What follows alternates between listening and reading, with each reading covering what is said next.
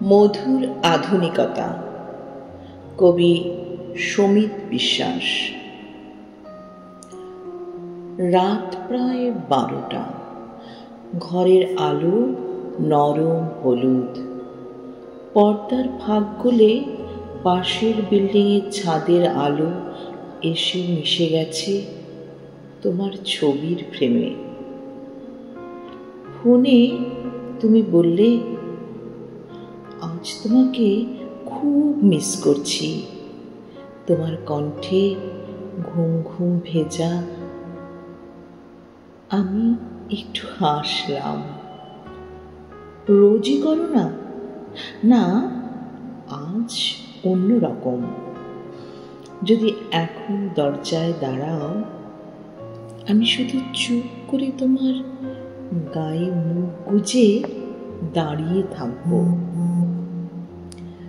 তোমার কথার ভেতর দিয়ে যেন গরম কফির ধোঁয়া উঠে এলো, ধীরে ধীরে আমার বুক ভিজিয়ে দিল।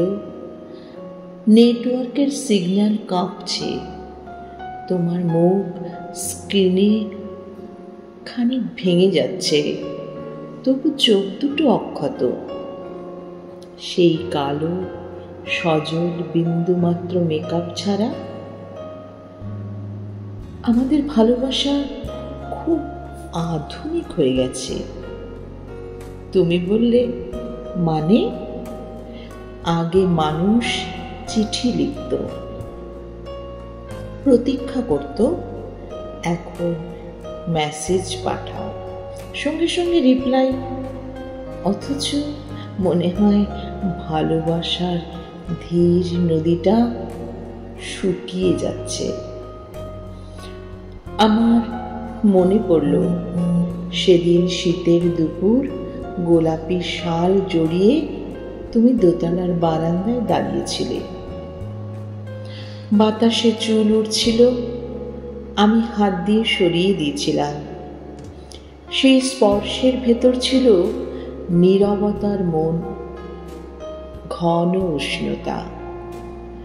কাছে থাকাটা শুধু কথা নয়। আমি বললাম, কাছে থাকা মানে তোমার চোখে আমার প্রতিচ্ছবি দেখা, তোমার আঙুলের গরমে আমার ঠান্ডা হাত গলে যাওয়া। তুমি চুপ করলে।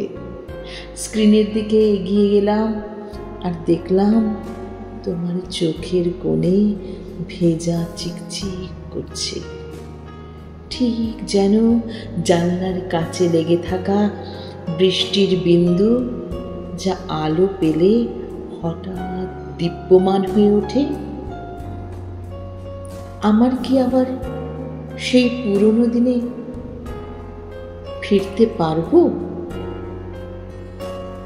আমরা কি আবার সেই পুরনো দিনে ফিরতে পারবো? তুমি প্রশ্ন করলে। আমি মাথা নাড়লাম, না। কিন্তু আমরা এই আধুনিকতার ভেতরেই পুরনো দিনের মতো ভালোবাসতে পারি। তুমি হেসে উঠলে। স্ক্রিনের আলোয় তোমার হাসি ধীরে ধীরে জড়িয়ে পড়ল ঠোঁটের কোণ থেকে গাল পর্যন্ত, যেন গ্রীষ্মের শেষ বিকেলের রোদ। আমি আঙুল বাড়িয়ে কাঁচের ওপারে তোমার ঠোঁটে ছুঁই। তুমি চমকালেও, সরলে না। এভাবেই আমরা শিখে নিয়েছি মধুর আধুনিকতার ভেতরে পুরনো দিনের শরীরী উষ্ণতা বাঁচিয়ে রাখা যায়, যদি দুজনেই চায়।